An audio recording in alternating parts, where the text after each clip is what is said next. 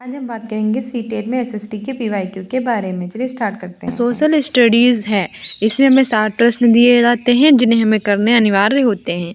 इसमें first question है कि भारत के इतिहास में 20वीं शताब्दी का तीसरा दशक महत्वपूर्ण रहा क्योंकि ऑप्शन ए है कि इसमें कर्नल टॉड की एनल्स का प्रकाशन हुआ। सेकेंड है कि कौटिल्य लिखित जो अर्थशास्त्र है इसकी प्रतिलिपि मिली। थर्ड है कि इसमें अशोक के शिलालेखों को पढ़ा गया। और फोर्थ है कि इसमें सिंधु सभ्यता की खोज हुई। सही आंसर हो जाएगा ऑप्शन डी कि इसमें सिंधु सभ्यता की खोज हुई। भारत के इतिहास में जो 20वीं शताब्दी थी उसका तीसरा दशक महत्वपूर्ण रहा था क्योंकि इसमें सिंधु सभ्यता की खोज हुई थी। हमारी व्याख्या भी है कि भारत के इतिहास में 20वीं शताब्दी का तीसरे दशक में सिंधु सभ्यता की खोज की गई। सिंधु सभ्यता की खोज 1921 में दयाराम साहनी ने की थी और इसकी खुदाई सर जॉन हर्बर्ट मार्शल के नेतृत्व में दयाराम साहनी माधव स्रुवत्स के द्वारा की गई थी। तो सिंधु सभ्यता जिसे हड़प्पा सभ्यता भी कहते हैं, ये 20वीं शताब्दी के तीसरे दशक में इसकी खोज की गई थी। 1921 में दयाराम साहनी ने की थी। वर्तमान में पाकिस्तान में है और सिंधु नदी जो है वो रावी नदी के तट पर स्थित है। इसकी खुदाई जो है वो सर जॉन हर्बर्ट मार्शल के नेतृत्व में दयाराम साहनी और माधव स्ट्रूप के द्वारा की गई थी। ये बातें याद रखना एग्जाम्स के लिए हैं इम्पोर्टेंट। नेक्स्ट क्वेश्चन हमारा कह रहा है कि निम्न में से कौन सा कथन असत्य है, यानी इसमें से एक कथन वे है जो असत्य यानी कि गलत है, वे बताना है। ऑप्शन ए है कि वैदिक युगीन समाज में संस्कारों का ह्रास हो गया था। ऑप्शन बी है कि वासुदेव कुटुंबकम की भावना वैदिक संस्कृति की देन है। ऑप्शन सी है कि रामायण महाभारत की अपेक्षा लघु ग्रंथ है। और ऑप्शन डी है कि भारतीय समाज में बड़े बुजुर्गों को परिवार का मुखिया माना जाता है। तो इसमें से गलत कौन सा है? ये वाला चौथा ऑप्शन तो बिल्कुल सही है कि भारत समाज में जो बड़े बुजुर्ग थे, जो बड़े लोग बुजुर्ग थे, जो बूढ़े बाड़े लोग थे, इन्हें परिवार का क्या कहते थे? मुखिया। थर्ड वाला भी बिल्कुल सही है कि जो रामायण है वे महाभारत की अपेक्षा कैसा ग्रंथ है? लघु यानी कि छोटा। महाभारत बड़ा ग्रंथ है और उससे छोटा रामायण है। वहीं वासुदेव कुटुंबकम की जो भावना है वो वैदिक संस्कृति की देन है, ये भी बिल्कुल सही है। लेकिन वैदिक युगीन समाजों में संस्कारों का ह्रास हो गया था, ये गलत है। जबकि जो वैदिक युगीन समाज थे इसमें संस्कार बढ़ रहे थे, ना कि इनका ह्रास हुआ था। तो ऑप्शन ए गलत है और गलत ही हमसे पूछा है। बाकी वासुदेव कुटुंबकम की भावना वैदिक संस्कृति की देन है, रामायण महाभारत की अपेक्षा लघु ग्रंथ है और भारतीय समाज में बड़े बुजुर्गों को परिवार का मुखिया मानते थे। बाकी सारे ऑप्शंस बिल्कुल सही हैं। व्याख्या भी है कि वैदिक युगीन समाजों में संस्कारों की पुष्टि हुई, ना कि संस्कारों का ह्रास हुआ। ठीक है। नेक्स्ट है कि निम्न में से शहरीकरण का कौन सा प्रमुख कारण नहीं है? हमसे पूछा है शहरीकरण का नहीं है कारण। ऑप्शन ए है कुटीर उद्योगों का ह्रास। ऑप्शन बी है तीव्र जनसंख्या वृद्धि। ऑप्शन सी है बढ़ती महंगाई और ऑप्शन डी है आवश्यक सुविधाओं का अभाव। आंसर हो जाएगा ऑप्शन सी बढ़ती महंगाई। ये शहरीकरण का प्रमुख कारण नहीं है, बाकी सारे हैं। व्याख्या भी है कि बढ़ती महंगाई शहरीकरण का प्रमुख कारण नहीं है। शहरीकरण के कारण होते हैं कुटीर उद्योग, उनका ह्रास होना, लगातार जनसंख्या वृद्धि होना और जो आवश्यक सुविधाएं होती हैं उनका अभाव। यानी कई सारी शहर सुविधाएं हमारे पास गांव में नहीं होती, इसीलिए तो हम शहर जाते हैं। तो आवश्यक जरूरी सुविधाएं उनका अभाव होना, अभाव मतलब होता है कमी होना। कुटीर उद्योग होते हैं उनका ह्रास होता चला जाना और लगातार जनसंख्या वृद्धि होते चले जाना, इससे शहरीकरण बढ़ रहा है। नेक्स्ट है कि निम्न में से कौन सी सभ्यता हड़प्पा सभ्यता के समकालीन थी? ऑप्शन ए है क्रीट सभ्यता। ऑप्शन बी है मिस्र सभ्यता। ऑप्शन सी है यूनानी सभ्यता और ऑप्शन डी है रोमन सभ्यता। सही आंसर हो जाएगा ऑप्शन बी मिस्र सभ्यता। जो मिस्र सभ्यता थी हड़प्पा सभ्यता के समकालीन थी। समकालीन मतलब इसी युग में चल रही थी। मिस्र सभ्यता जो थी वो हड़प्पा सभ्यता के समकालीन थी। हड़प्पा की खोज 1921 में दयाराम साहनी ने की थी और ये रावी नदी के तट पर स्थित है, वर्तमान में पाकिस्तान में। व्याख्या भी है कि मिस्र की सभ्यता जो थी वो हड़प्पा सभ्यता के समकालीन थी। मिस्र सभ्यता स्थल से हड़प्पा कालीन वस्तुओं के जो अवशेष हैं वो प्राप्त हुए हैं, जो कि समकालीन होने का साक्ष्य प्रस्तुत करते हैं। जो किसका साक्ष्य प्रस्तुत करते हैं? समकालीन। नेक्स्ट हमारा है कि भारतीय समाज में महिलाओं की स्थिति में सुधार की दिशा में किए गए प्रयासों के संदर्भ में निम्न में से कौन सा कथन सही नहीं है। यानी कि हमारा जो भारतीय समाज है इसमें महिलाओं की स्थिति में सुधार करने के लिए कई सारे प्रयास किए गए थे, तो कौन सा कथन सही नहीं है। ऑप्शन ए है कि मद्रास प्रेसिडेंसी में वीरेसालिंगम पंतुलु ने विधवा विवाह के समर्थन में संगठन बनाया था। ऑप्शन बी है कि जवाहरलाल नेहरू और सुभाष चंद्र बोस ने महिलाओं के लिए अधिक स्वतंत्रता और मार्गों का क्या किया था, समर्थन किया था। ऑप्शन सी है कि पंडिता रमाबाई ने ऊंची जातियों की महिलाओं की दुर्दशा को सुधारने का प्रयास किया। और ऑप्शन डी है कि ताराबाई शिंदे ने स्त्री पुरुष तुलना नाम से किताब प्रकाशित की जो स्त्री के बारे में रूढ़िवादी विचारों का समर्थन किया। ये गलत हमारा है, क्योंकि जो ताराबाई शिंदे थी उनकी पुस्तक थी स्त्री पुरुष तुलना, ये तो बिल्कुल सही है, लेकिन ये रूढ़िवादी विचारों का समर्थन नहीं करती थी, ये रूढ़िवादी विचारों का क्या करती थी, विरोध करती थी। इसलिए ऑप्शन डी हमारा सही है। व्याख्या कह रहा है कि भारतीय समाज में जो महिलाएं थीं, औरतें थीं, उनकी स्थिति में सुधार करने की दिशा में किए गए प्रयासों के संदर्भ में सत्य नहीं है। नहीं पूछा था तो नहीं वाला कथन है कि जो ताराबाई शिंदे थी, इनकी पुस्तक थी स्त्री पुरुष तुलना, उसमें स्त्री के बारे में जो रूढ़िवादी विचार हैं उनका समर्थन न कर महिलाओं के प्रति पुरुषों की जो रूढ़िवादी विचार है उसकी कटु आलोचना की गई थी। ठीक है, उन्होंने अपनी पुस्तक के माध्यम से सवाल उठाया था कि स्त्री की स्वतंत्रता छीनने का अधिकार पुरुष के पास कैसे आया, यानी कि पुरुष किसी भी हिसाब से स्त्री की जो स्वतंत्रता है वो नहीं छीन सकता, उसे कोई हक नहीं है। ठीक है, नेक्स्ट है कि कर्मचारी वेतन भोगी हैं जबकि किसान राजा की भूमि जोतते हैं। चीनी यात्री का ये कथन कौन से शासक के बारे में कहा गया था। ऑप्शन ए है हर्षवर्धन, ऑप्शन बी है चंद्रगुप्त फर्स्ट, ऑप्शन सी है चंद्रगुप्त द्वितीय, ऑप्शन डी है समुद्रगुप्त फर्स्ट। सही आंसर हो जाएगा ऑप्शन सी चंद्रगुप्त सेकंड। जो कर्मचारी हैं ये वेतन भोगी हैं, जबकि जो किसान होता है वो राजा की भूमि जोतता है। चीनी यात्री के फाहान ये चंद्रगुप्त द्वितीय के शासनकाल में आए थे। चंद्रगुप्त द्वितीय को विक्रमादित्य भी कहते हैं। ठीक है, और इन्हीं के शासक के संदर्भ में इन्होंने कहा था। इसके अतिरिक्त इन्होंने ये भी कहा था कि जो चंद्रगुप्त द्वितीय थे इनका शासन इतना अच्छा शासनकाल था कि लोग घरों में ताला नहीं लगाते थे। ये भी बहुत बार पूछा जा चुका है। हमारी व्याख्या है कि फाहान चीनी यात्री जो था वो चंद्रगुप्त सेकंड के शासनकाल में आया था। भारत और समाज और राज्य का वर्णन अपनी पुस्तक में इसने किया है। उसका कथन था कि कर्मचारी जो हैं वो वेतन भोगी है, जबकि किसान जो है वो क्या करते हैं, राजा की भूमि को जोतते हैं। नेक्स्ट है कि किस चोल शासक ने पल्लवों को हराकर कांची पर अधिकार कर लिया, यानी वो कौन से शासक थे जिन्होंने पल्लवों को हरा दिया था और कांची पर अधिकार कर लिया था। ऑप्शन ए है परांतक फर्स्ट, ऑप्शन बी है आदित्य फर्स्ट, ऑप्शन सी है विजयालय और ऑप्शन डी है राजेंद्र चोल सेकंड। से आंसर हो जाएगा option B Aditya first. Aditya first जो चोल शासक थे इन्होंने पल्लव वगैरह थे उन्हें हराकर जो कांची थी उस पर अधिकार कर लिया था। तो कौन से चोल शासक ने पल्लवों को हराकर कांची पर अधिकार कर लिया, तो आदित्य फर्स्ट थे। ठीक है, आदित्य फर्स्ट ने पल्लवों को हराकर कांची पर अधिकार कर लिया। व्याख्या भी है कि विजयालय चोल वंश का वास्तविक संस्थापक माना जाता है, यानी कि चोल वंश जो था उसका वास्तविक संस्थापक कौन था, ये था विजयालय। आदित्य फर्स्ट विजयालय के पुत्र ने पल्लवों को हराकर कांची पर अधिकार कर लिया। कांची पर अधिकार किसने कर लिया था, पल्लवों को हराकर ये विजयालय के पुत्र थे आदित्य फर्स्ट ने। नेक्स्ट हमारा है कि दक्षिण भारत के किस राजवंश ने राज्य को राष्ट्र, कोट्टम और जो ग्राम थे उसमें विभाजित किया। ऑप्शन ए है चोल, ऑप्शन बी है पल्लव, ऑप्शन सी है राष्ट्रकूट और ऑप्शन डी है चालुक्य। से आंसर हो जाएगा ऑप्शन ए चोल। दक्षिण भारत के चोल राजवंश ने राज्य को राष्ट्र, कोट्टम और जो ग्राम था उसमें क्या किया था, विभाजित किया था। व्याख्या भी है कि दक्षिण भारत को चोल राजवंश ने राज्य को राष्ट्र, कोट्टम और ग्राम में विभाजित किया। कि किस राजवंश के समय जो कन्हेरी विश्वविद्यालय था वे प्रसिद्ध हुआ। ऑप्शन ए है राष्ट्रकूट, ऑप्शन बी है चोल, ऑप्शन सी है चालुक्य, ऑप्शन डी है पल्लव। से आंसर हो जाएगा ऑप्शन डी पल्लव। जो पल्लव राजवंश थे इनके समय जो कन्हेरी विश्वविद्यालय था ये फेमस हुआ। ठीक है, व्याख्या भी है कि पल्लव राजवंश के समय कन्हेरी विश्वविद्यालय प्रसिद्ध हुआ और इसे विश्वविद्यालय महाराष्ट्र राज्य में स्थित है। कौन से राज्य में स्थित है? महाराष्ट्र। महाराष्ट्र की कैपिटल है मुंबई। नेक्स्ट है कि रामपुरवा का वृषभ शीर्ष वाला अशोक स्तंभ किस राज्य में है? ऑप्शन ए है बिहार, ऑप्शन बी है पश्चिम बंगाल, ऑप्शन डी है असम और ऑप्शन डी है उत्तर प्रदेश।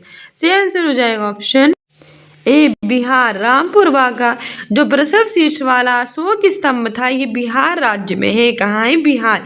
बिहार की कैपिटल है पटना, पश्चिम बंगाल की कोलकाता, असम की दिसपुर, उत्तर प्रदेश के लखनऊ। व्याख्या भी है कि जो रामपुरवा का वृषभ शीर्ष वाला अशोक स्तंभ है ये बिहार राज्य के पश्चिमी चंपारण जिले में स्थित है। ठीक है। नेक्स्ट है कि निम्न में से सगुण व्यक्ति का प्रचारक संत थे। ऑप्शन ए है कबीर, ऑप्शन बी है नानक, ऑप्शन सी है निम्बार्क, ऑप्शन डी है दादू। आंसर हो जाएगा ऑप्शन सी निम्बार्क। जो सगुण भक्ति के प्रचारक संत थे, सगुण भक्ति के प्रचारक वो निम्बार्क थे। व्याख्या भी है कि निम्बार्क सगुण भक्ति के प्रचारक थे, जबकि कबीर हैं, नानक हैं, दादू हैं, ये कौन सी भक्ति के प्रचारक हैं? निर्गुण भक्ति के प्रचारक। ठीक। निम्बार्क हैं ये सगुण भक्ति के हैं, जबकि कबीर, नानक और दादू ये निर्गुण भक्ति के हैं। ठीक है। नेक्स्ट है कि मुगल कालीन कला के बारे में कौन सा कथन आ सकते हैं? ऑप्शन ए है कि बीजापुर में इब्राहिम रोजा है, ऑप्शन बी है कि अकबर ने फतेहपुर सिकरी 1585 ईस्वी के बाद बनवाई, ऑप्शन सी है कि अकबर का मकबरा सिकंदरा में है और ऑप्शन डी है कि शाहजहां ने दिल्ली में तख्ते ताउस बनवाया। सही आंसर हो जाएगा इसमें हमारा ऑप्शन बी के अकबर ने फतेहपुर सिकरी 1585 के बाद बनवाया। एक गलत है और गलत ही हमसे पूछा था, बल्कि बीजापुर में इब्राहिम रोजा है, ये बिल्कुल सही है। अकबर का मकबरा कहाँ है? सिकंदराबाद में है, ये भी सही है। शाहजहां ने दिल्ली में क्या बनवाया था? शाहजहां ने दिल्ली में तख्ते ताउस बनवाया था। ठीक है। व्याख्या भी है कि फतेहपुर सिकरी जो है उसकी स्थापना मुगल बादशाह अकबर ने 1569 ईस्वी में की थी। कब की थी? 1569 में, 1569 में। बीजापुर में इब्राहिम रोजा का निर्माण इब्राहिम आदिल शाह सेकंड ने करवाया था। किसने करवाया था? बीजापुर में इब्राहिम रोजा का निर्माण इब्राहिम आदिल शाह सेकंड ने। नेक्स्ट है कि महाराणा प्रताप की मृत्यु के समय आयु कितनी थी? ऑप्शन ए है 67 वर्ष, ऑप्शन बी है 54 वर्ष, ऑप्शन सी है 57 वर्ष, ऑप्शन डी है 49 वर्ष। तो महाराणा प्रताप की मृत्यु हुई थी तो उस समय उनकी आयु कितनी थी? सही आंसर हो जाएगा ऑप्शन सी 57 वर्ष। ठीक है। व्याख्या है कि महाराणा प्रताप का जन्म 9 मई 1540 ईस्वी को हुआ था 1540 में और इनकी मृत्यु हुई थी 1597 ईस्वी में। इस तरह महाराणा प्रताप का जीवन काल 57 वर्ष का था। कितना था? 57 वर्ष का। महाराणा प्रताप का जन्म कब हुआ? 9 मई को 1540 में और उनकी मृत्यु कब हुई? 1597 में। ठीक है। और इस तरह से ही 57 वर्ष थे जब इनकी मृत्यु हुई थी। नेक्स्ट क्वेश्चन है कि सन 1800 के आसपास भारतीय निर्यात में सूती कपड़ों का प्रतिशत 30 था, जो 1870 ईस्वी तक घटकर कितना प्रतिशत रह गया? ऑप्शन ए है 25, ऑप्शन बी है 13, ऑप्शन सी है 8, ऑप्शन डी है 3। सही आंसर हो जाएगा ऑप्शन बी 13। 1800 के आसपास जो भारतीय निर्यात में सूती कपड़े थे इनका प्रतिशत कितना था? 30 था, जो 1870 ईस्वी तक घटकर 13% रह गया था। कितना रह गया था? 13 रह गया था। व्याख्या है कि अंग्रेजी नीतियों के फलस्वरूप सूती कपड़े का निर्यात में हिस्सा जहां 1800 में 30 था वहीं 1870 में 13% रह गया। नेक्स्ट है कि महिलाओं ने भी जागरण और सामाजिक सुधार के लिए आधुनिक काल में लेखन कार्य को प्रोत्साहन दिया था। इसी क्रम में उन्होंने कई पुस्तकें भी लिखी थी। 1876 ईस्वी में प्रकाशित ग्रंथ था आमार जीवन, इसकी लेखिका थी ऑप्शन ए है राजसुंदरी देवी, ऑप्शन बी है कैलाश वासिनी देवी, ऑप्शन सी है रुकैया शेखावत और ऑप्शन डी है पंडिता रमाबाई। सही आंसर हो जाएगा ऑप्शन ए राजसुंदरी देवी। ठीक है। अब 1876 इसमें प्रकाशित ग्रंथ था आमार जीवन। आमार जीवन की लेखिका राजसुंदरी देवी थी। कौन थी? राजसुंदरी देवी।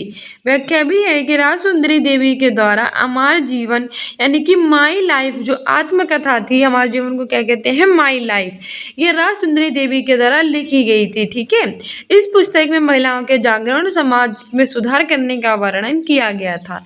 नेक्स्ट है कि भारतीय संविधान को अंगीकृत किया गया। ऑप्शन ए है संविधान सभा द्वारा, ऑप्शन बी है संसद के द्वारा, ऑप्शन सी है लोकसभा के द्वारा, ऑप्शन डी है राज्यसभा के द्वारा। से आंसर हो जाएगा ऑप्शन ए संविधान सभा के द्वारा।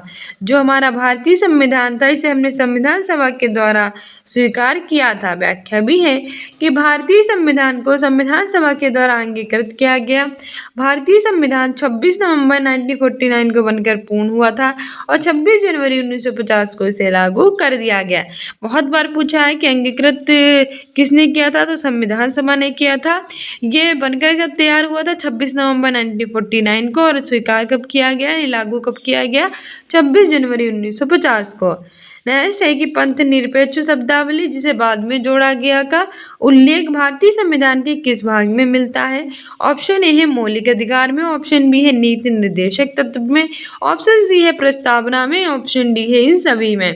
तो हमने देखा है पंथ निरपेक्ष शब्दावली है, ये प्रस्तावना यानी उद्देशिका में देखने को मिलता है, जिसे बाद में जोड़ा गया था संविधान संशोधन के द्वारा।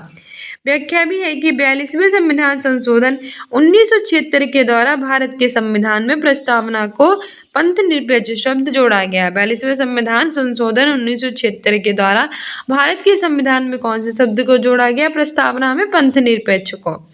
नेक्स्ट है कि बालकों के अधिकार बिल 1992 का कौन सा अनुच्छेद ये कहता है कि मुझे मेरे अधिकारों को जानने का अधिकार है। ऑप्शन ए है 42, आर्टिकल 12 एंड 13, ऑप्शन सी है आर्टिकल 23, 28, 29, ऑप्शन डी है आर्टिकल 36।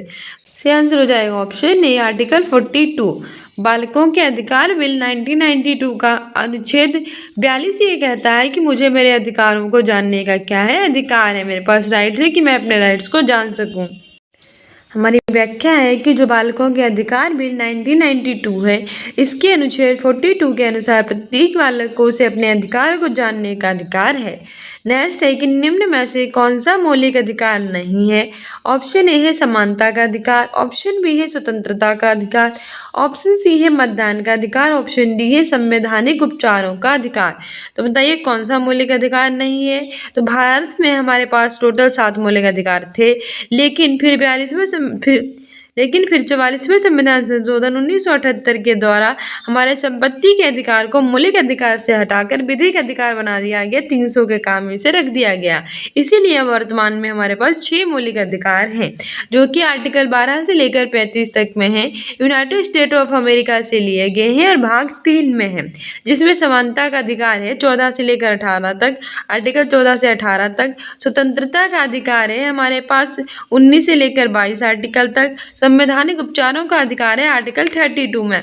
लेकिन मतदान का अधिकार हमारे पास एक मौलिक अधिकार नहीं है। ठीक है, मतदान का अधिकार कोई भी मौलिक अधिकार नहीं है। व्याख्या भी है कि हमारे भारत के संविधान में हमारे पास 6 प्रकार के मौलिक अधिकार हैं, जिसमें मतदान का अधिकार शामिल नहीं है। मतदान का अधिकार एक संवैधानिक अधिकार है। नेक्स्ट है कि मूल कर्तव्य संविधान के भाग 4 का के किस अनुच्छेद में समाहित है। ऑप्शन ए है 51 के काम में, ऑप्शन बी है आर्टिकल 42 में, ऑप्शन सी है 50 के काम में और ऑप्शन डी है आर्टिकल 52 में। तो मूल कर्तव्य जो है ये स्वर्ण सिंह समिति की सिफारिश के आधार पर 42वें संविधान संशोधन 1976 के द्वारा जोड़े गए थे। ये रसिया से लिए गए हैं और हमारे पास वर्तमान में 11 हैं। पहले कितने थे, पहले जब हमने अपनाए थे तब 10 थे। ठीक है, 86वें संविधान संशोधन 2002 के द्वारा शिक्षा का अधिकार इसमें जोड़ दिया गया था। तो ये हमारे संविधान के भाग 4 का के 51 के काम आर्टिकल में है। ऑप्शन ए बिल्कुल सही हो जाएगा। है कि जो मूल कर्तव्य है वो हमारे संविधान में स्वर्ण सिंह समिति की सिफारिश के आधार पर 42वें संविधान संशोधन 1976 के द्वारा जोड़े गए थे। इसमें माता पिता या संरक्षक के द्वारा 6 से 14 वर्ष के बच्चों के लिए प्राथमिक शिक्षा प्रदान करना अनुच्छेद 51 के रूप में शामिल किया गया। संविधान में वर्तमान में 11 मौलिक कर्तव्य हैं। नेक्स्ट हमारा क्वेश्चन है कि राष्ट्रपति चुनाव से संबंधित गलत तथ्य है, यानी कि जो राष्ट्रपति चुनाव है उनसे संबंधित गलत तथ्य क्या है। ऑप्शन ए है कि चुनाव से संबंधित विवाद सिर्फ उच्चतम न्यायालय में ही उठा सकते हैं, यानी कि हमारे जो राष्ट्रपति चुनाव में कोई भी चुनाव से संबंधित विवाद हो गया है वो हम कहाँ उठा सकते हैं, उच्चतम न्यायालय में। सेकेंड है कि सभी विधेयकों के जो मत होते हैं वो एक जितने यानी कि समान मूल्य रखते हैं। थर्ड है कि सभी सांसदों के मत जो होते हैं वो समान मूल्य रखते हैं। और ऑप्शन डी है कि जो मनोनीत सदस्य होते हैं वो मतदान में भाग नहीं ले सकते हैं। तो बताइए इसमें से गलत कौन सा है। तो सही आंसर हो जाएगा ऑप्शन बी बिल्कुल गलत है, क्योंकि सभी विधायकों के मत समान मूल्य रखते हैं। ये गलत है, गलत ही पूछा था, इसलिए ऑप्शन बी सही हो जाएगा। जबकि चुनाव से संबंधित जो विवाद होते हैं वो सिर्फ और सिर्फ उच्चतम न्यायालय में ही उठा सकते हैं। बिल्कुल सही बात है। जितनी भी संसद होती है उनके जो मत होते हैं वो समान मूल्य रखते हैं, ये भी सही है। और जो मनोनीत सदस्य है वो मतदान में भाग नहीं ले सकते, ये भी सही बात है। ठीक है, हमसे गलत पूछा था इसलिए हमारा ऑप्शन बी सही हो जाएगा।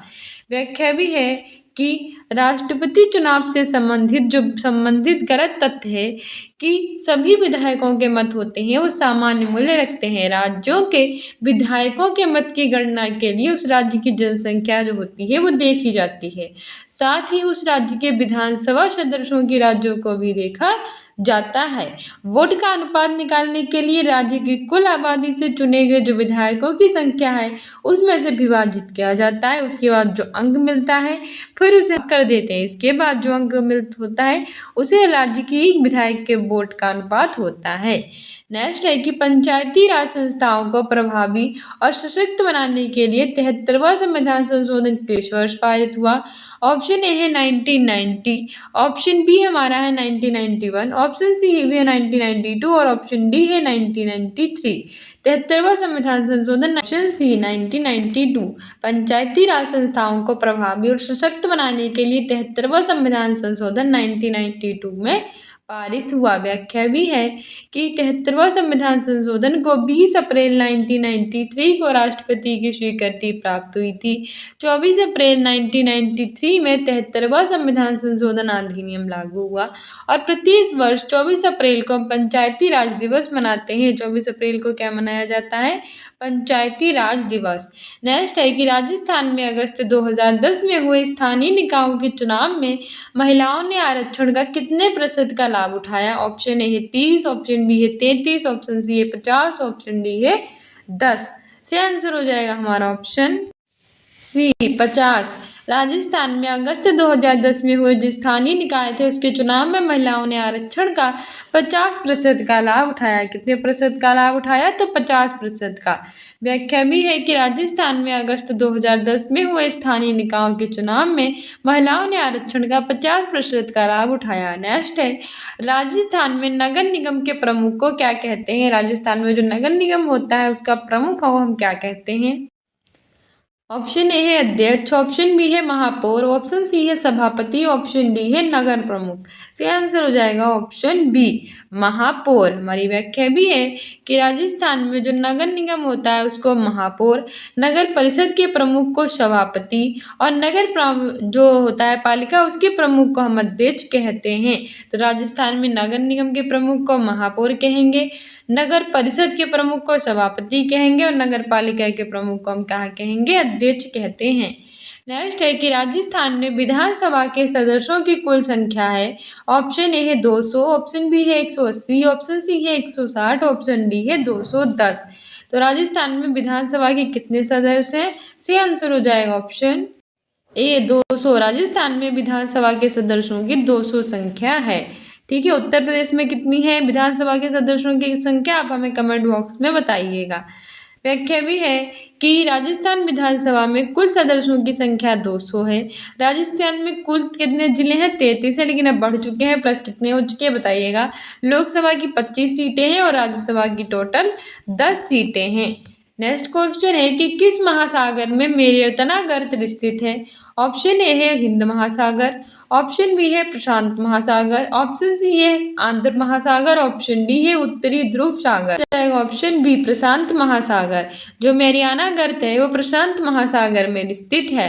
व्याख्या भी है कि मैरियाना गर्त है जो प्रशांत महासागर में स्थित है, यह विश्व का सबसे गहरा गर्त है और इसकी लगभग कितनी गहराई है? 11 किलोमीटर। 11 मीटर है किलोमीटर इसकी गहराई। और मैरियाना गर्त स्थित कहाँ है? प्रशांत महासागर में, और विश्व का सबसे गहरा गर्त है। कि क्षेत्रफल के आधार पर विश्व का सबसे बड़ा और सबसे छोटा महाद्वीप है। ऑप्शन ए है अफ्रीका और ऑस्ट्रेलिया, ऑप्शन बी है एशिया और अंटार्कटिका, ऑप्शन सी है एशिया और ऑस्ट्रेलिया, ऑप्शन डी है उत्तरी अमेरिका और अंटार्कटिका। सही आंसर इसमें हो जाएगा ऑप्शन सी एशिया और ऑस्ट्रेलिया। हमारे टोटल 7 महाद्वीप हैं, इसमें से सबसे बड़ा महाद्वीप है एशिया महाद्वीप, सबसे छोटा महाद्वीप है ऑस्ट्रेलिया महाद्वीप। और 7 कौन कौन से हैं? एशिया है, अफ्रीका है, उत्तरी अमेरिका है, दक्षिणी अमेरिका है, अंटार्कटिका है, यूरोप है और ऑस्ट्रेलिया है, जिसमें सबसे बड़ा एशिया और सबसे छोटा ऑस्ट्रेलिया है। टोटल 7 महाद्वीप हैं। व्याख्या भी है कि क्षेत्रफल के आधार पर विश्व का सबसे बड़ा महाद्वीप एशिया महाद्वीप, सबसे छोटा महाद्वीप ऑस्ट्रेलिया महाद्वीप है। क्षेत्रफल के आधार पर महाद्वीपों का क्रमशः इस तरह से है, सबसे बड़ा एशिया है, फिर अफ्रीका है, फिर हमारा उत्तरी अमेरिका है, फिर दक्षिणी अमेरिका है, फिर अंटार्कटिका है, फिर यूरोप है और उसके लास्ट में बिल्कुल कौन सा आता है? ऑस्ट्रेलिया। नेक्स्ट है कि निम्नलिखित में से कौन सा एक पृथ्वी का परिमंडल नहीं है? ऑप्शन ए है वायुमंडल, ऑप्शन बी है ओजोन मंडल, ऑप्शन सी है जैव मंडल, ऑप्शन डी है स्थल मंडल। से आंसर हो जाएगा ऑप्शन बी ओजोन मंडल। ये पृथ्वी का परिमंडल नहीं है, बाकी वायुमंडल, जैव मंडल, स्थल मंडल ये तीनों पृथ्वी के परिमंडल है। नहीं पूछा था इसलिए ऑप्शन बी सही हो जाएगा कि पृथ्वी का परिमंडल वायुमंडल, स्थल मंडल और जैव मंडल है। ओजोन मंडल पृथ्वी का नहीं बल्कि समताप मंडल में स्थित है। कहाँ स्थित है? समताप मंडल में। नेक्स्ट है कि संगमरमर एक उदाहरण है। ऑप्शन ए है कांतरिक चट्टान का, ऑप्शन बी है अवसादी चट्टान का, ऑप्शन सी है आग्नेय चट्टान का, ऑप्शन डी है प्लूटोनिक चट्टान का। तो संगमरमर किसका उदाहरण है? इसे आंसर हो जाएगा ऑप्शन एक कांतरिक चट्टान का। संगमरमर एक कांतरिक चट्टान का उदाहरण है। संगमरमर किसका उदाहरण है? कांतरिक चट्टान का उदाहरण है। नेक्स्ट है कि अपक्षय और अपरदन की संयुक्त क्रिया को कहते हैं। ऑप्शन ए है अपघटन, ऑप्शन बी है जलीकरण, ऑप्शन सी है कार्बोनेशन, ऑप्शन डी है अनाच्छादन। सही आंसर हो जाएगा ऑप्शन डी अनाच्छादन। अपक्षय और अपरदन की जो संयुक्त क्रिया होती है उसे अनाच्छादन कहते हैं। अपरदन की संयुक्त क्रिया अनाच्छादन कहलाती है। व्याख्या है कि अपक्षय और अपरदन की संयुक्त क्रिया को अनाच्छादन कहते हैं, कहा जाता है। नेक्स्ट है कि भारत के किस क्षेत्र में याक पशु मिलता है? ऑप्शन ए है सुंदरवन, ऑप्शन बी है अरुणाचल प्रदेश, ऑप्शन सी है दार्जिलिंग, ऑप्शन डी है लद्दाख। हो जाएगा ऑप्शन डी लद्दाख। भारत के लद्दाख क्षेत्र में याक पशु मिलता है। ठीक है, कहाँ मिलता है? लद्दाख में। लद्दाख वर्तमान में भारत का एक केंद्र शासित प्रदेश है और इसकी कैपिटल है लेह। वही अरुणाचल प्रदेश की कैपिटल है ईटानगर। नेक्स्ट है कि निम्नलिखित में से किस एक स्थान पर एंटीबायोटिक दवाओं की उत्पादक इकाई है? Option A Rishikesh, option B है देहरादून, ऑप्शन सी है शिमला, ऑप्शन डी है चंडीगढ़। सही आंसर हो जाएगा ऑप्शन ए ऋषिकेश। ऋषिकेश एक ऐसा स्थान है जहाँ एंटीबायोटिक दवाओं की उत्पादक इकाई है। व्याख्या भी है कि उत्तराखंड राज्य के ऋषिकेश नामक स्थान पर एंटीबायोटिक दवाइयों की कंपनी स्थापित की गई। नेक्स्ट है कि भारत में उपभोक्ता संरक्षण अधिनियम किस वर्ष में लागू किया गया? ऑप्शन ए है 1982, ऑप्शन बी है 1986, ऑप्शन सी है 1988, ऑप्शन डी है 1991। से आंसर हो जाएगा ऑप्शन बी 1986। भारत में उपभोक्ता संरक्षण अधिनियम 1986 में लागू किया गया। व्याख्या भी है कि भारत में उपभोक्ता संरक्षण अधिनियम 1986 में पारित किया गया और इस अधिनियम का मुख्य उद्देश्य था कि उपभोक्ता के हितों की सुरक्षा करना। क्या था? उपभोक्ता के हितों की सुरक्षा करना। नेक्स्ट है कि निम्नलिखित में से कौन सा एक कथन अरावली श्रेणियों के लिए सही है? ऑप्शन ए है वर्षा में सहायक, ऑप्शन बी है जल विद्युत उत्पादन के लिए उपयुक्त, ऑप्शन सी है जल विभाजक का कार्य करता है और ऑप्शन डी है परिवहन के लिए अवरोधक। सही आंसर हो जाएगा ऑप्शन सी जल विभाजक का कार्य करता है। अरावली श्रेणी के लिए बिल्कुल सही है कि अरावली श्रेणी जल विभाजन के जो होता है उसका कार्य करता है। व्याख्या भी है कि अरावली पर्वत श्रृंखला प्राचीनतम अवशिष्ट पर्वत श्रेणी होती है, यानी अरावली सबसे पुरानी पर्वत श्रेणियों में से है। ये पर्वत जो है ये जल विभाजक का कार्य करती है। इस पर्वत की सबसे ऊंची चोटी गुरु शिखर पर्वत है। क्या है? गुरु शिखर पर्वत। नेक्स्ट है कि निम्नलिखित में से कौन सा एक राजस्थान में वर्षा जल संग्रहण की परंपरागत विधि है? ऑप्शन ए है तालाब, ऑप्शन बी है कुआं, ऑप्शन सी है नदी, ऑप्शन डी है टांका। तो बताइए कौन सा है? तो एक राजस्थान में वर्षा जल संग्रहण की परंपरागत विधि है, आंसर हो जाएगा ऑप्शन डी टांका। कि वालद क्या है? ऑप्शन ए है मांडगयन की परंपरा, ऑप्शन बी है बीड़ जारों का वे बैल समूह जिसकी पीठ पर माल लादकर विक्रय के लिए ले जाया जाता है, ऑप्शन सी है ओलयू का पर्यायवाची, और ऑप्शन डी है कि अकाल पड़ने पर मवेशियों को चारे पानी की खोज में अन्य भूभागों को ले जाने की घटना। तो बताइए वालद क्या है? इसका आंसर हो जाएगा ऑप्शन डी। अकाल पड़ने पर जो मवेशी होते हैं उनके चारे पानी की खोज में अन्य भूभागों में ले जाने की घटना है कि बालद विड़जारों का बैल समूह है जिसकी पीठ पर माल लादकर बिक्री के लिए एक स्थान से दूसरे स्थान पर ले जाया जाता है। नेक्स्ट है कि सामाजिक विज्ञान अध्ययन की आवश्यकता है। ऑप्शन ए है कि सामाजिक सांस्कृतिक संरचना और उसके पर्यावरण से संबंध को समझने के लिए, ऑप्शन बी है ढांचागत सुविधाओं के विकास के लिए, ऑप्शन सी है तीव्र आर्थिक विकास के लिए, और ऑप्शन डी है शैक्षणिक समस्याओं को समझने के लिए। से आंसर हो जाएगा हमारा ऑप्शन ए कि सामाजिक विज्ञान अध्ययन की आवश्यकता होती है सामाजिक सांस्कृतिक संरचना और उसके पर्यावरण से संबंध को समझने के लिए। ठीक है, हमारी व्याख्या भी है कि सामाजिक सांस्कृतिक संरचना और उसके पर्यावरण से संबंध को समझने के लिए सामाजिक विज्ञान का अध्ययन किया जाता है। यानी कि सामाजिक विज्ञान सोशल साइंस का अध्ययन इसलिए करते हैं, इसलिए आवश्यक होता है कि सामाजिक सांस्कृतिक जो संरचना है और उसका पर्यावरण से क्या रिलेशनशिप है, क्या संबंध है, उसको समझना हमारे लिए आसान हो जाए। नेक्स्ट क्वेश्चन है कि निम्नलिखित में से सामाजिक विज्ञान की नवीन संकल्पना कौन सी है? ऑप्शन ए है तथ्यात्मक सूचनाओं को एकत्र करना, ऑप्शन बी है सामाजिक प्रथाओं का अध्ययन, ऑप्शन सी है मानवीय संबंधों का अध्ययन और समाज को श्रेष्ठ बनाना, और ऑप्शन डी है अंतर्राष्ट्रीय संबंधों का अध्ययन। से आंसर हो जाएगा ऑप्शन सी कि मानवीय संबंध होते हैं उनका अध्ययन और समाज को क्या बनाना? श्रेष्ठ। सामाजिक विज्ञान की नवीन संकल्पना कौन सी है? तो सामाजिक विज्ञान सोशल साइंस की नई संकल्पना होती है कि मानवीय संबंधों, मानव के संबंध है उनका अध्ययन करना और समाज को क्या बनाना? श्रेष्ठ बनाना। व्याख्या भी है कि मानवीय संबंधों का अध्ययन और समाज को श्रेष्ठ बनाना ये सोशल साइंस की नवीन संकल्पना है। नेक्स्ट है कि सामाजिक विज्ञान कक्षा कक्ष की प्रमुख आवश्यकता क्या है? ऑप्शन ए है स्थिति, बनावट और स्थान, ऑप्शन बी है पुस्तकालय और वाचनालय का संलग्न होना, ऑप्शन सी है प्रदर्शन की सुविधा, और ऑप्शन डी है प्रयोगों की सुविधा। तो सोशल साइंस की कक्षा कक्ष की प्रमुख आवश्यकता क्या है? से आंसर हो जाएगा ऑप्शन ए और सी, यानी कि स्थिति, बनावट और स्थान और प्रदर्शन की सुविधा। यानी कि इसमें बोनस मार्क्स मिला था जिसने ए और सी लगाया था। हमारी व्याख्या भी है कि सामाजिक विज्ञान कक्षा कक्ष की प्रमुख आवश्यकता होती है उसकी स्थिति, बनावट, स्थान और प्रदर्शन की सुविधा होना, ताकि जो शिक्षक है वो सोशल साइंस की विषय वस्तु के अनुरूप क्या कर सके? प्रदर्शन। नेक्स्ट है कि सामाजिक विज्ञान में कक्षा कक्ष प्रक्रिया विकसित करने में सहायक होता है। ऑप्शन ए है ज्ञान, ऑप्शन बी कुशलता, ऑप्शन सी अभिव्यक्ति, ऑप्शन डी इनमें से सभी।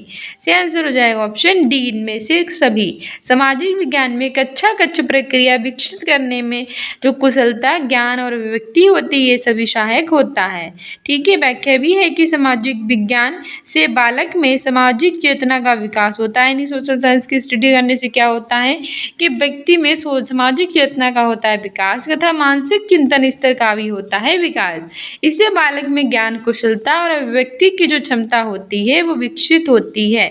नेक्स्ट है कि सामाजिक विज्ञान अध्ययन की प्रमुख समस्या क्या होती है? यानी कि सोशल साइंस की स्टडी करने से हमें क्या प्रॉब्लम है? ऑप्शन ए है कि छोटे कक्षा कक्ष, ऑप्शन बी है अध्यापक छात्र अनुपात में वृद्धि, ऑप्शन सी है अप्रशिक्षित अध्यापक, और ऑप्शन डी है पुस्तकालय की सुविधाओं में कमी। से आंसर हो जाएगा ऑप्शन इस क्वेश्चन में हमें बोनस मार्क्स मिला था, ठीक है। छोटे कक्षा कक्ष, अध्यापक छात्र आदि अनुपात में वृद्धि, अशिक्षित शिक्षक और पुस्तकालय की कमी होना, ये सभी सामाजिक अध्ययन की प्रमुख समस्याएं होती हैं। नेक्स्ट है, निम्नलिखित में से कौन सा एक परियोजना का प्रकार थॉमस एम रिस्क ने माध्यमिक विद्यालयों के लिए प्रतिपादित किया? ऑप्शन ए सामाजिक परियोजनाएं, ऑप्शन बी है आर्थिक परियोजनाएं, ऑप्शन सी है उत्पादक परियोजनाएं, ऑप्शन डी है पर्यावरणीय परियोजनाएं। इसका आंसर हो जाएगा ऑप्शन सी उत्पादक परियोजनाएं। उत्पादक परियोजनाएं परियोजना का प्रकार थॉमस एम रिस्क ने माध्यमिक विद्यालयों के लिए क्या था? प्रतिपादिक। व्याख्या भी है कि थॉमस एम रिस्क ने माध्यमिक विद्यालयों के लिए उत्पादक परियोजनाओं का प्रतिपादन किया था। नेक्स्ट है कि निम्नलिखित में से कौन सा एक सामाजिक विज्ञान में मूल्यांकन का मुख्य उद्देश्य है? ऑप्शन ए है छात्रों के ज्ञान की जांच, ऑप्शन बी है उत्तम कक्षा कक्ष अध्यापन, ऑप्शन सी है शैक्षिक नियोजन, ऑप्शन डी है सामाजिक विकास। ऑप्शन ए है छात्रों के ज्ञान की जांच। यह सामाजिक विज्ञान में मूल्यांकन क्या क्या है? मुख्य उद्देश्य है। व्याख्या भी है कि सामाजिक विज्ञान जो होता है, साइंस, सोशल साइंस जो होती है सामाजिक विज्ञान, उसमें मूल्यांकन का मुख्य उद्देश्य छात्रों के ज्ञान की जांच करना होता है। नेक्स्ट है कि अच्छे मूल्यांकन की कौन सी एक विशेषता नहीं है? ऑप्शन ए है वैधता, ऑप्शन बी है विश्वसनीयता, ऑप्शन सी है निदानात्मकता, ऑप्शन सी है नकारात्मकता। तो अच्छे मूल्यांकन की विशेषता नकारात्मकता नहीं होती है, जबकि वैधता, विश्वसनीयता और निदानात्मकता ये सभी चीजें होती हैं। व्याख्या भी है कि नकारात्मकता है वो अच्छे मूल्यांकन की विशेषता नहीं है। अच्छे मूल्यांकन की प्रमुख विशेषता होती है उसका वैध होना, विश्वसनीय होना और क्या होना? निदानात्मकता होना। नेक्स्ट है कि सामाजिक विज्ञान में क्षेत्रीय भ्रमण उपयोगी होता है। ऑप्शन ए है मूल्यांकन के लिए, ऑप्शन बी है अनुभाविक साक्ष्य के लिए, ऑप्शन सी है मनोरंजन के लिए, ऑप्शन डी है इनमें से सभी के लिए। इसका आंसर हो जाएगा ऑप्शन डी, इनमें से सभी के लिए। सामाजिक विज्ञान सोशल साइंस में क्षेत्रीय भ्रमण मूल्यांकन के लिए, अनुभाविक साक्ष्य के लिए और मनोरंजन के लिए, इन सभी के लिए होता है, ठीक है। व्याख्या भी है कि अनुभाविक साक्ष्य के लिए सामाजिक विज्ञान में क्षेत्रीय भ्रमण कराया जाता है, क्योंकि अनुभव द्वारा प्राप्त जो ज्ञान है वो बालकों को अधिक समय तक क्या रहता है? याद रहता है। नेक्स्ट है कि सामाजिक विज्ञान में किस प्रकार की शिक्षण सामग्री सबसे उपयोगी होती है? ऑप्शन ए है मॉडल, ऑप्शन बी है संग्रहालय, ऑप्शन सी है दृश्य श्रव्य सामग्री, ऑप्शन डी है ड्राइंग उपकरण। इससे आंसर हो जाएगा ऑप्शन सी दृश्य श्रव्य सामग्री। सोशल साइंस में जो दृश्य श्रव्य सामग्री होती है शिक्षण सामग्री सबसे ज्यादा उपयुक्त होती है। व्याख्या भी है कि दृश्य श्रव्य सामग्री सोशल साइंस में सबसे उपयुक्त सामग्री होती है। इससे सामाजिक विज्ञान विषय को समझाने में आसानी और क्या रहती है? स्पष्टता होती है। सो डियर स्टूडेंट, देता हमारा सीटेट का प्रीवियस ईयर का पेपर मिलते हैं नेक्स्ट वीडियो में। Don't forget to subscribe my channel. साथ ही आप हमें इंस्टाग्राम और टेलीग्राम पे फॉलो कर सकते हैं अपने एग्जाम में बेटर करने के लिए। मिलते हैं नेक्स्ट वीडियो में। Thank you.